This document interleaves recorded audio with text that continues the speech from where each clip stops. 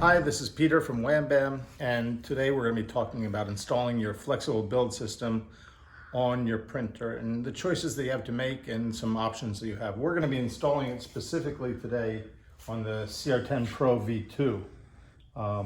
What I'm going to talk about applies to many machines, but I'll also get into some of the specifics about the CR10s and the application. So one of the first decisions that somebody has to make is whether to install the magnet on the current build surface, in this case a glass bed. This has that screen printed surface coating, or to mount to the heated bed. Now, the heated aluminum bed under here is always preferable for many reasons. You have the weight savings of removing this heavy glass or aluminum build surface. You also have a more rapid heat up because you don't have to heat up an insulator, which is your glass.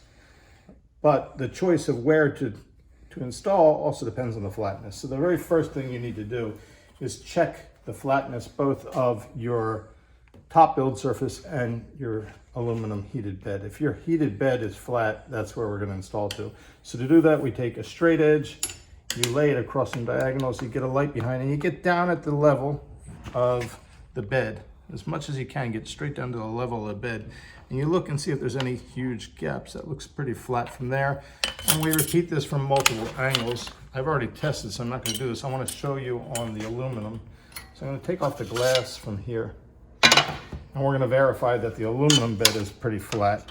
And pretty flat means you shouldn't have a gap of more than, let's say, a sheet of paper. Okay, now if you do have gaps, there is a slight bow there. You can see it's very, very slight. It's gentle and gradual. You can identify where the gaps are by passing this along, and sometimes I'll take a Sharpie and draw on it. If it's a very gentle and soft gap, a slight curvature of your surface, you can even dismount the whole build plate and try to bend it gently over your knee, or use a towel wrapped around a wooden dowel to try to just coerce some of the bend out.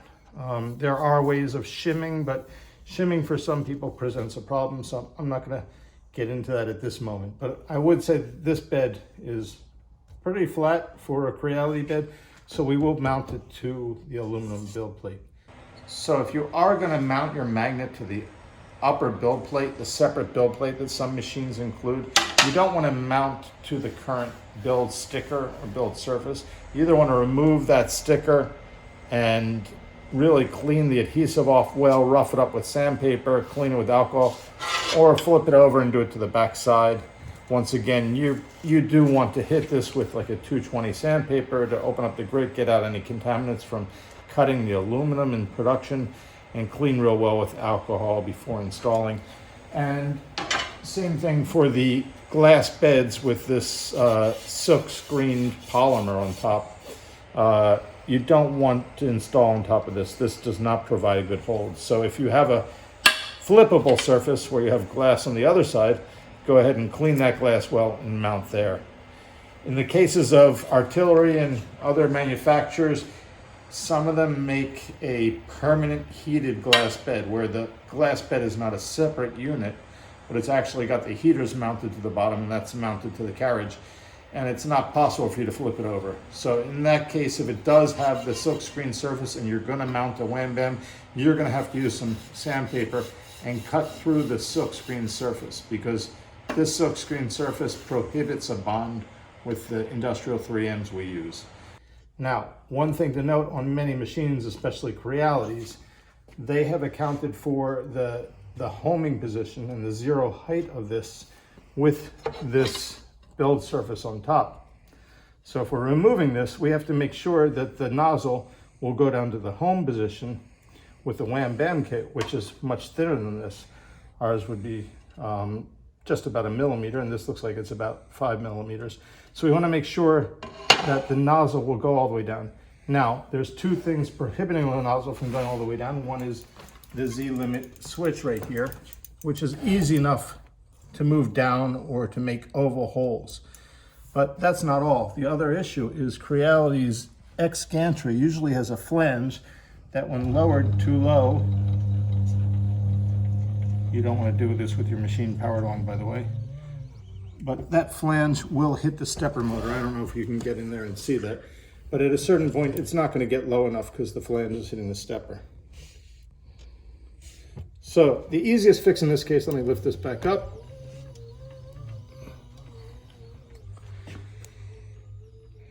The easiest fix in this case is to raise the heated aluminum bed by the distance we're removing it by, in order to avoid having to make any major modifications to the machine, which is quite easy because we can use either a lock nut of a similar height, these are M4 nuts, a lock nut, or we can use a regular nut and a couple of washers and some Loctite. And I'm going to show you the process right now. What we're going to do is we're going to put them on the underside of the build plate, and it's also going to secure our screws in nice and tight so they're not moving around in the future. So this is a nice practice to do in any case. So I'm going to begin. What I'm going to do is I'm going to, let me just get rid of this. I am going to remove these flanges because we're not going to use these clips anymore. Then I'm going to unscrew the whole build surface, trying to keep a hold of my leveling wheels, my springs, and I'm going to flip it over and we'll start to work on it. So we'll probably fast forward through this, but I'm just going to start and let's see where this goes.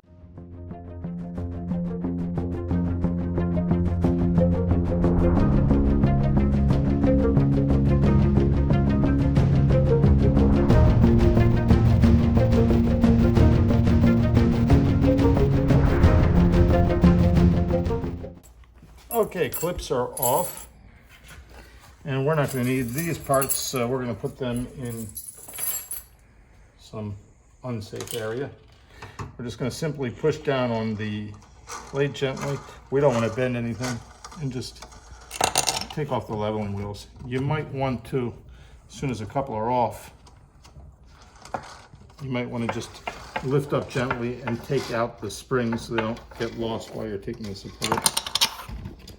Now I can do that, take off the spring and hold it for later.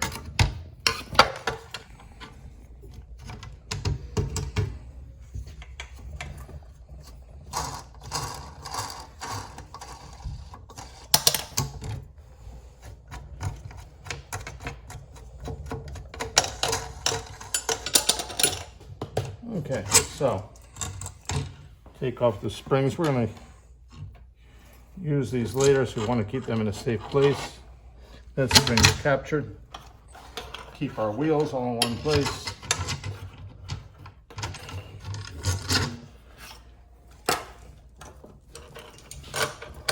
Okay.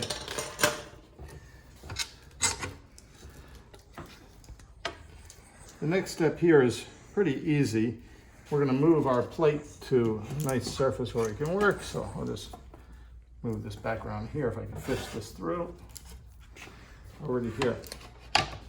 Oh, we're going to do, oh, they're already providing nuts on here, which is great. That's pretty new for Creality. I always put my own lock nuts on. The old days, they wouldn't have them. These screws were free spinning, but nice to see they're there. So if you do have lock nuts already on there, you can put on any nut set. This one wasn't tightened down, you can see. Great quality control. And basically we just want to add on those 4 or 5 millimeters that would take the place of the current bed. So I'm going to start. And for the last one, you're going to want to try to just remove this jacket. Now be careful, because this jacket is protecting the connections of your heater and your thermistor on the bed. So we don't want to stress those solder connections. They're really a pain in the rear to solder back on. It's almost impossible. That feels tight. Okay, so since we do have lock nuts on there, I'm not going to bother putting lock nuts, and I'm just going to put on some flat nuts. I could even space these out with some washers if I wanted to, which I will. Okay, so now simply all I'm going to do, depending on the thickness of your nuts, your build plate that you took off, you could space this out with a couple of washers if you need to, but one washer and one nut for me is enough height to bring this back to the original glass. Just wind that all the way down. And then we're going to tighten that down because we don't want that screw turning ever again. There we go. And now we've got a nice setup. So I'm going to repeat that for all corners. I'm going to do this one now because it's a little bit delicate. You probably don't need the washer here because this is the one that also has a plastic distancer here. I also sometimes like to put another washer on top of the spring. Actually, I'll do it that way to help to alleviate some of the pressure on the plastic that could eventually deform it. So I'll go ahead and put the nut down first. There we go. Left-handed, Peter. I'll assemble this right away so you can see what I'm talking about when I'm putting the washer on top of the pack.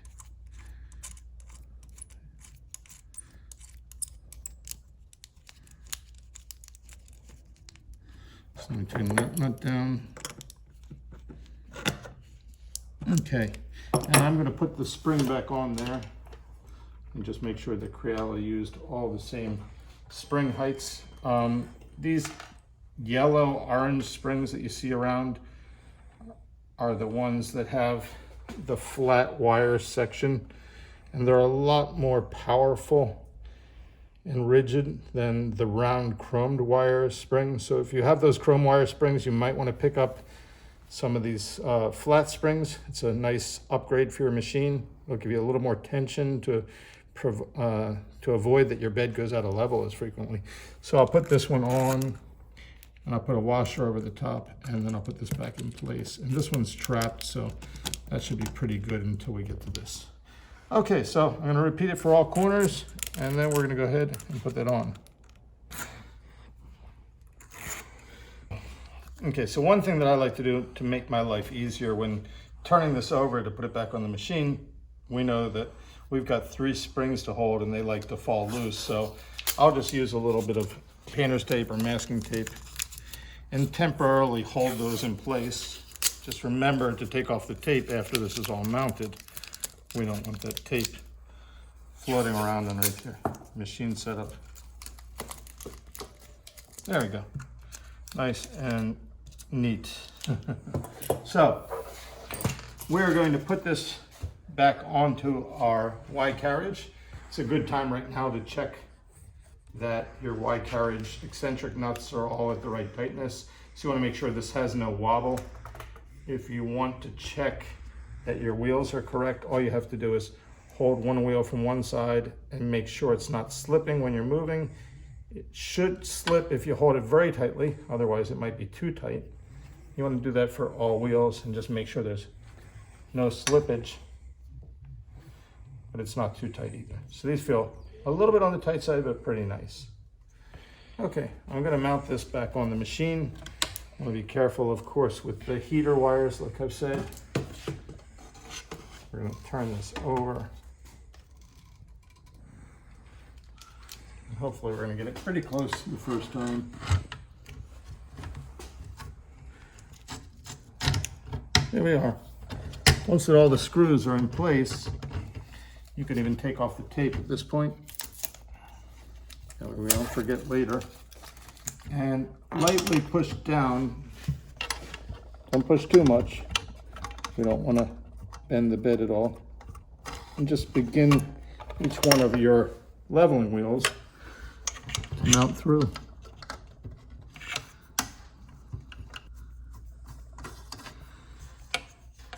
Now, one of the goals that we're going to have before leveling will be to, let me get the tape off of here, will be to be sure that our springs are at least halfway compressed when homing, and that when it homes, the nozzle touches the build surface. This way, we have enough room to adjust compressing or decompressing the spring, by keeping the spring well enough tensioned to keep tensioning on the leveling wheels, such that the leveling wheels do not unscrew just due to the movement of the machine. The worst thing that I've seen that happens to users is when they've backed up the spring so much that it doesn't apply any more tension, and then the wheel is too free to move, right? So what I'll usually do is I'll try to slowly put some pressure on to see where they're about halfway. You don't want to go too much with any one wheel because we don't want to bend any corner like I was saying.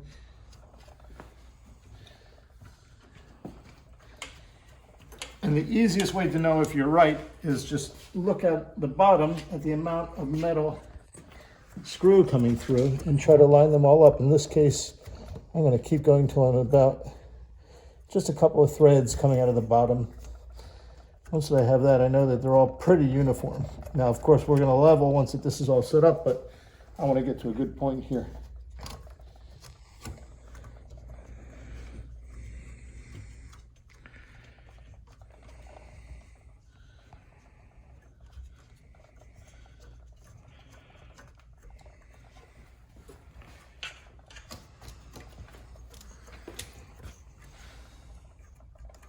This one's going to be tighter first because it does have the plastic in the middle. Okay, so we have effectively just locked in our screws, so we're never going to need access to them again. The studs are going to hold nicely. We've added a distance in there to compensate for the glass top or the aluminum top that you remove from your plate. So we're ready to prepare our build surface for the magnet installation. Now, Wham Bam uses some authentic 3M industrial grade glues, but those glues are going to be less effective if this build plate is dirty. And these build plates are dirty. They come from the factory like every factory with cutting oils and cleaners and solvents on them. And even if you wipe this with isopropyl alcohol, it's not going to get that dirt off. So what I would say to you is a few step process. First, we'll wipe it with some isopropyl alcohol to get off the mass. Then we're going to take some 220 wet dry sandpaper and we're going to do a light sanding to try to get off anything that didn't want to come off with the alcohol and open up a little bit of a grain on this for a better grip. Then we're going to clean again with alcohol and fresh paper towel, let dry, and we're ready to put on the magnetic bed. So let me get to it. So the first thing I'm going to do is I keep my alcohol in an easy to use squeeze bottle, but you could see I get 99% isopropyl alcohol. 91 works pretty well as well. I know with COVID we're in short supply. Ethyl alcohol at high percentage also works very well. And I always have tons of paper towel around. I should be a sponsor of paper towel companies. Okay, just generously apply alcohol.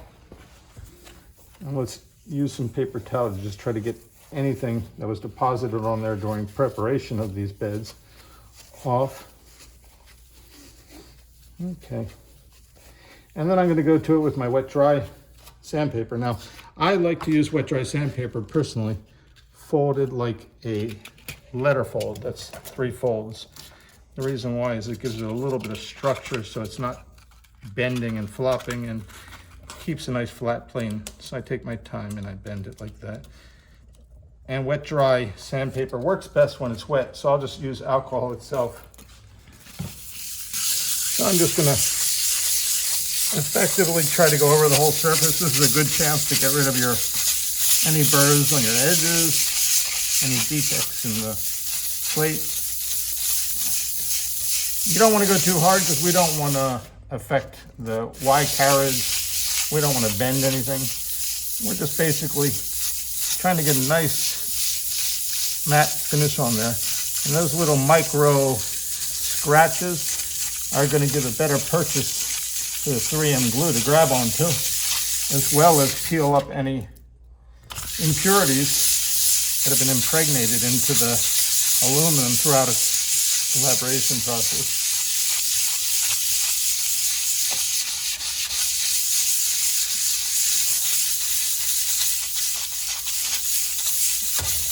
I'd say it's pretty much good. Well, it's about a minute. It's not very much sanding, not very much pressure, just until it's pretty uniform.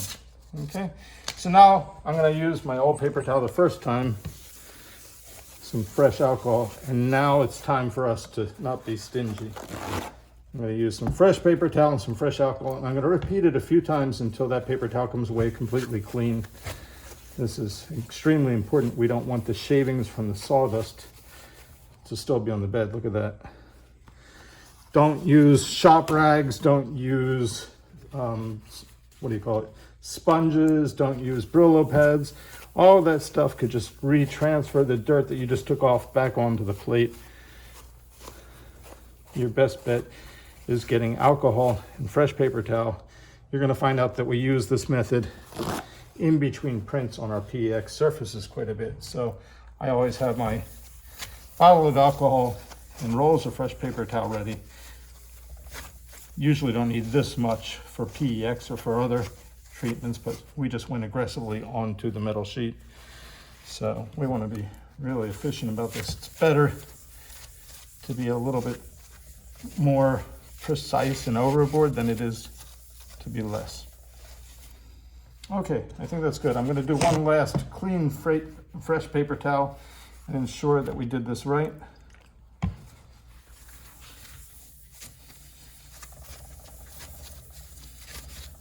Super. Came away clean. So now we just have to make sure it's completely dry. This is really important, everybody. Get into those pockets. The 3M 468 MP that we use does have a bad reaction with alcohol before it's cured. So you don't want to be applying this with wet alcohol. This is the same with your build surfaces.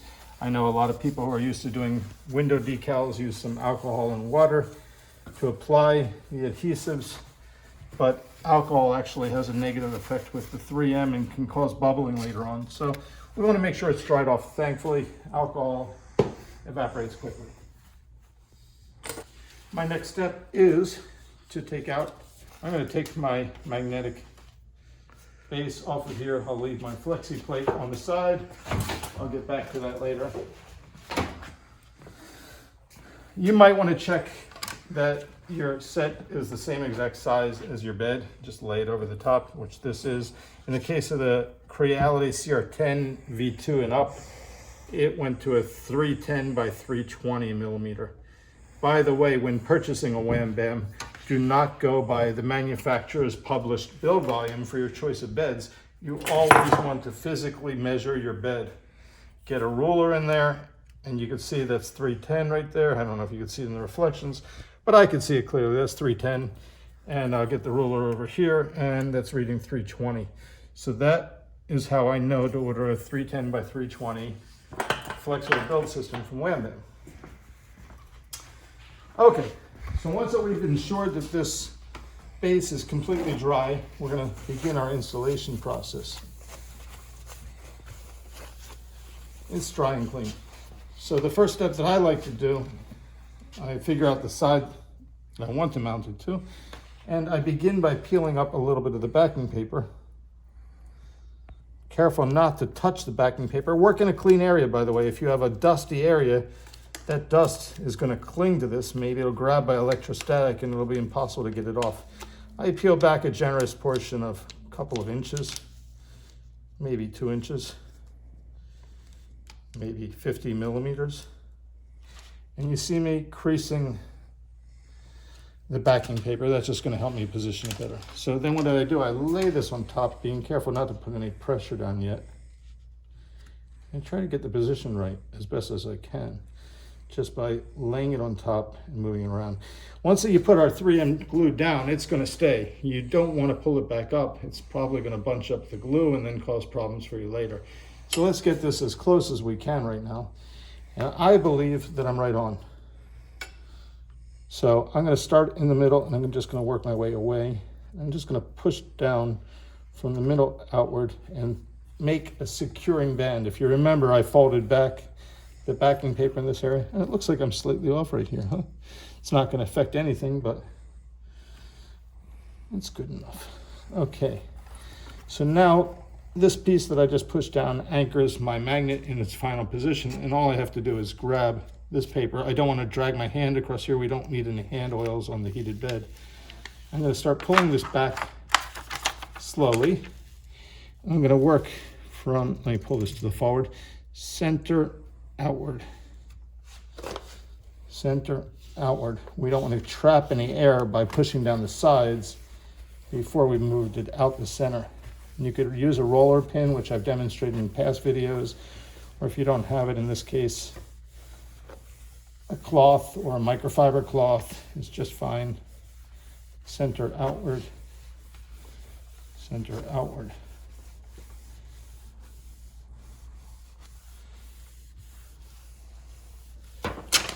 There we go. Well, I would say it's pretty good, apart from a 0.5 millimeter little error. I'd say that this is a very successful install. There are no bubbles, it's all very flat. Your last step is one of the hardest, which is patience. You're gonna have to leave this magnet, once that I've burnished it down, for 72 hours so that the 3M can fully cure and bond to that metal and not come up on you in the future. At 24 hours, you get about a 90% hold. At 72 hours, you get the full hold.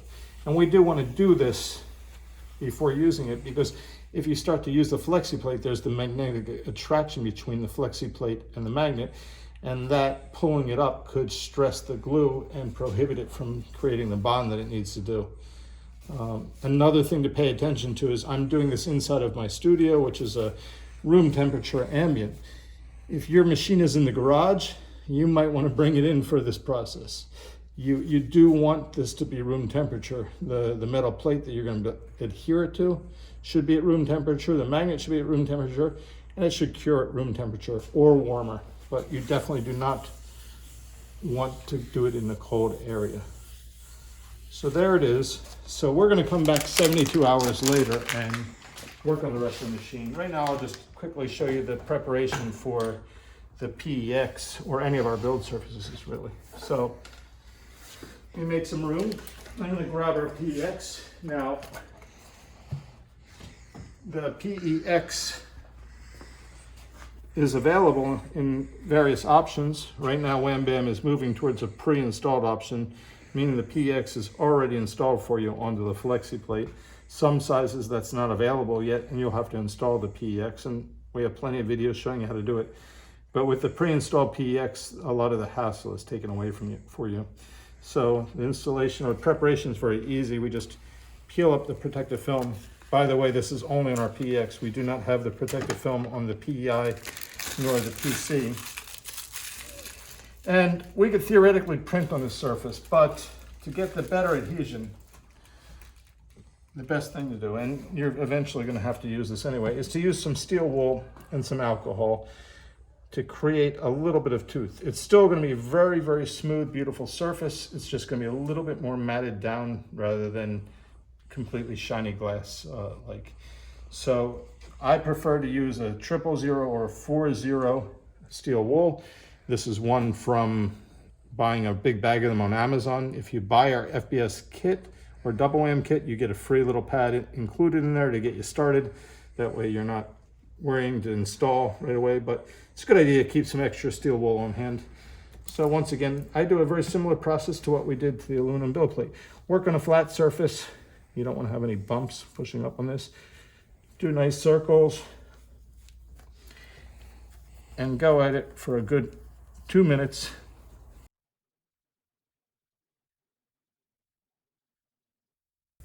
Now, this long, intensive preparation is only for the first use. However, between prints, it's highly recommended that you clean off any scraps from the build surface, hit it with steel wool and alcohol for 20 seconds, and then use your paper towel and alcohol like I'm about to show you to clean it. This way, we're keeping out the contaminants that different filaments may contain within the filament from building up on the PEX and then later giving you failures. Even though a filament says PLA or ABS or PTG, many filaments have all kinds of additives that they don't list in there. The silky filaments have oils and fats. The PLA Plus has elastomers and other additives to make it a little less brittle, a little bit more flexible. Every company has their secret ingredients, which they don't disclose to you, and many of those can build up on the build surface and then make it harder to get a great adhesion.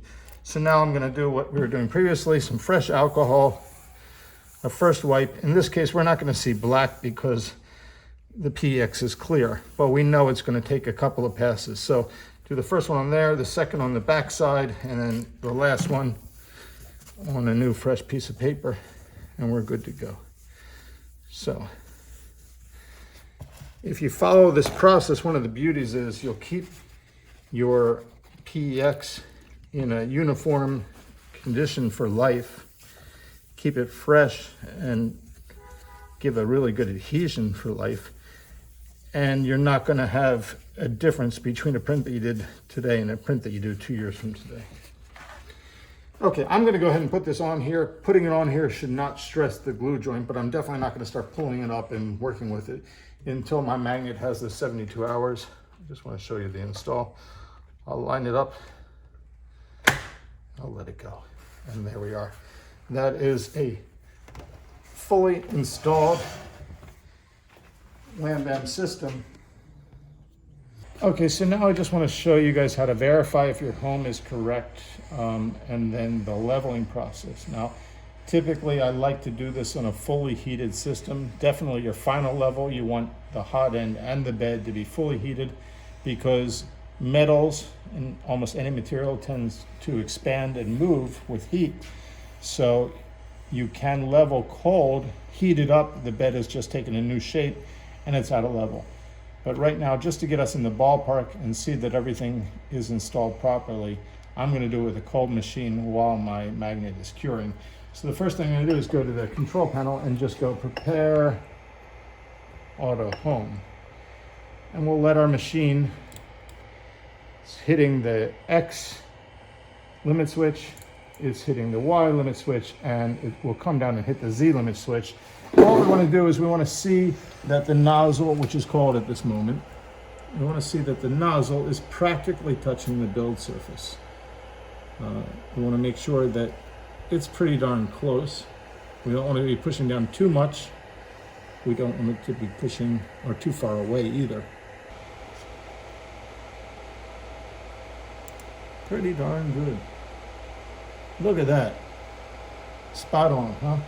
Now, if by any chance this was too far away, then we can easily back out the springs a little bit. They're pretty far compressed right now. We don't have enough room to compress them much more. I didn't realize while I was taking this down that I had them that compressed. But thank goodness, we need this to go up a little bit. We're gonna have to allow the screws to back out some.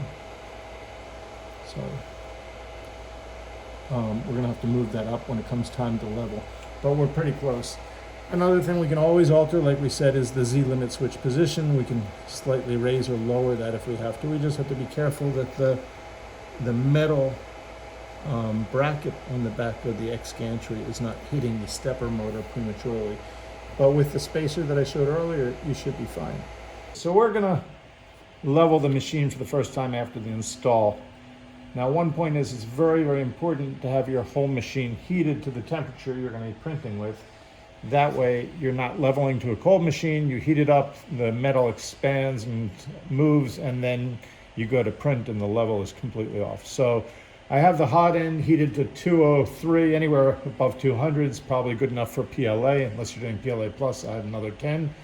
And the bed 70, we need 70 degrees for PEX. If you're printing PLA, PLA plus, PETG, ignore the others that might say 60 or 50. Those are for different build surfaces. So what I'm going to do now that it's heated, I'm going to use either the machine interface to move around the bed, or I'm going to use a G-code. I have a G-code that I've written, and I'll share the file, and I have another couple of videos linking a more in-depth view of how to do this. But the G-code basically will take the nozzle and make it stop at the 4 points above each leveling screw, and it'll stop there for 5 seconds before moving on to the next, giving you time to adjust each side, and then it keeps on doing the cycle, shortening the time between each, so you're not as bored as waiting around for each one of them to finish. Now, I use a piece of stock paper. I like the slightly heavier paper, but regular stationery paper is fine. I just take my scrap paper and cut them up into strips. And I use this as my gap setting method, and I'll explain that to you in a minute. So I'm going to run my G-code. basically runs just like a print. Oh, I have to hit print from. So I'm going to go to my CR10 level code. There we go. The first thing it's going to do, it's going to home. I usually get my paper in there right away so I can catch any drips or oozing from the nozzle while it homes before it goes and levels. Okay, there we are. Now it's going to go to the first leveling wheel, and I'm going to want to adjust that. While you're adjusting, you don't want to move more than a few turns of the wheel without adjusting another wheel with it, because you can bend your, there we go. You can bend your aluminum bed if you're forcing any one wheel to move too much. So the general idea is to get all four in the ballpark.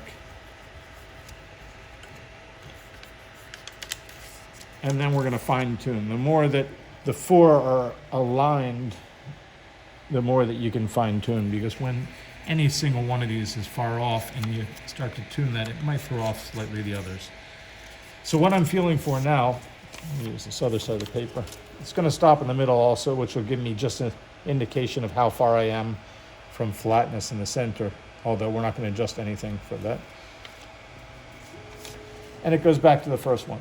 Now I should be close on each one, and I should be only turning a little bit at a time. This one's still far away.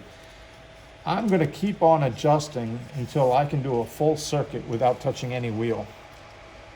If you feel like your last adjustment was very good, but you had to touch something, you're going to want to let it go again. Okay. What I'm feeling for is that there should be drag on the paper. It should be wanting to bend the paper, but you got to be able to get the paper to push through. And we're trying to get that same feeling all the way across the board.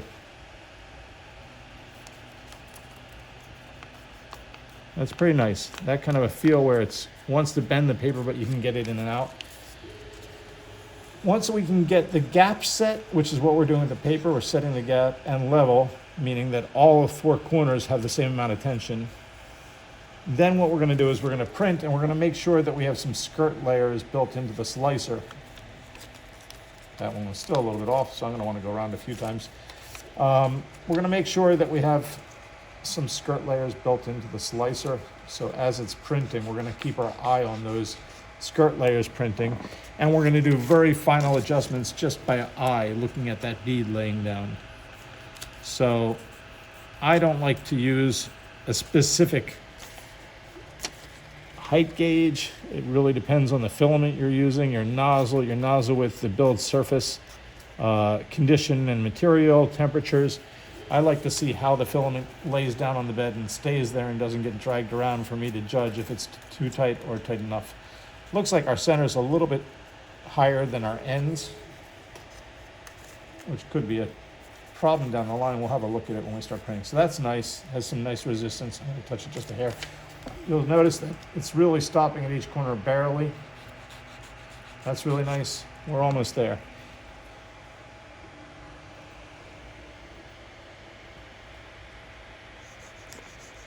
Very nice. If we can do all four corners without touching, we're great. Our center is higher than our corners, so we're just going to have to see when it prints if that's not going to present a problem. Our bed bow is in the center. If not, I might want to take this off the machine and try to get that bow out, bending it back a little bit, or shim up. Okay, the sequence is finished, and I'd say it finished successfully. If it didn't, I'd run it again if I felt like I still had to adjust. So at this point, we could run a print. I don't think the print registered on here. Let me see. We could run a print. I'm gonna have to load the card with it. I'm gonna make sure that the print has skirt layers, and we'll do a live level during the print. So back in a second to run that print. Okay, I'm gonna run our first print right now. And this is the first print after the install and after the level. So what I'm really looking for is to get my gap dialed in. It's pretty much level as a bed, but we want to see how much squish there is and if it's consistent. So I'm going to go ahead and run a print.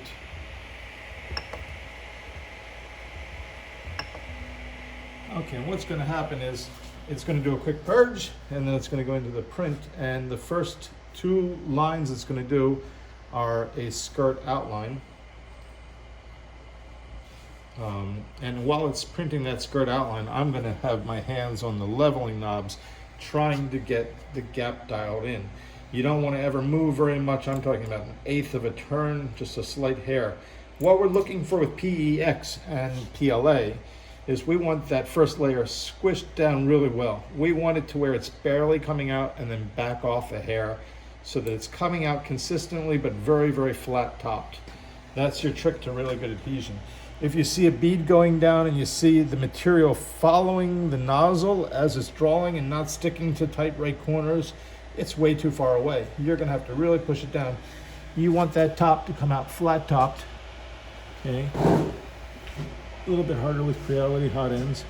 Okay, that's really, really pushed down too much in the center. We know the center is high, but I'm probably gonna wanna back it off a little bit. There we go. Our center is a little bit high, so I just backed off by a hair. And that looks great. It's flat topped. I'm gonna back off the backs a little bit too so we can compensate for that. You can see how the center thins out. So the first layer can handle that as long as we're squishing very well all the way across the board. Even if it gets a little bit transparent, our PX is not getting harmed. We're not digging the nozzle into the bed. So I'm looking all around. This looks really nice. The layer is adhering to its shape and conformity. The bead of filament isn't getting dragged across the bed. It's really flat topped. It's quite wide, which is what it should be. It gets very transparent in the middle. I'm going to try to, once again, loosen up a little bit the height of the middle by moving the opposite ends. Let's see if that helps. But regardless, even if it lays a very squished first layer down for the middle there, as long as it lays something down, it's going to raise up by its layer height at 0.2 millimeters and print the second layer, and we're going to be fine. So it's going to almost compensate for itself. Looks really beautiful. Still a little too squished on the ends. Let's see what it does on this final round here. Now, since this was the first print, I might have wanted to do 3 or 4 skirt layers. Material is coming out. You definitely don't want it to the point where the material is not coming out, because then you could cause some backlash on your extruder, and then it's going to want to jam the extruder. The teeth are going to wear into the filament without the filament being able to advance, and then you're going to get a bare spot. But the material is coming out even if it's very squished. It's much, much better to be over squished than under squished. Now, we are talking about PLA with PETG. You need a high gap, because PETG likes to bond with PEX and PEI. We don't want to squish it so much. PETG sticks so well, you don't have to worry about that. But with PLA, we need a very good first layer squish.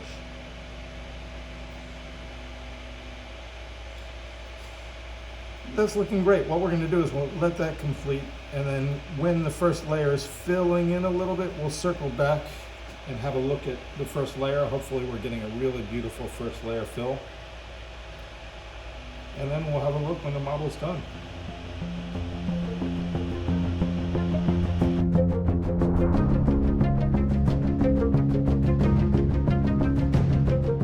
First layer's filling in. And as you can see from the end, it's really a gorgeous first layer. We do have that middle bump that produced a very thin first layer, but it's fine. It's gonna stick very well. And the most important thing right now is getting great adhesion. Later on, we worry about trying to flatten the build plate a little bit. If you have a EL sensor or any other bed leveling sensor, it will compensate for it. A couple of things I do want to say is, with the PEX, you're going to get great adhesion, like we said, if you have that really nice first layer squish with PLA. And I prefer over squishing than under squishing, because under squishing, you risk that that part could come up later on during the print for multiple reasons.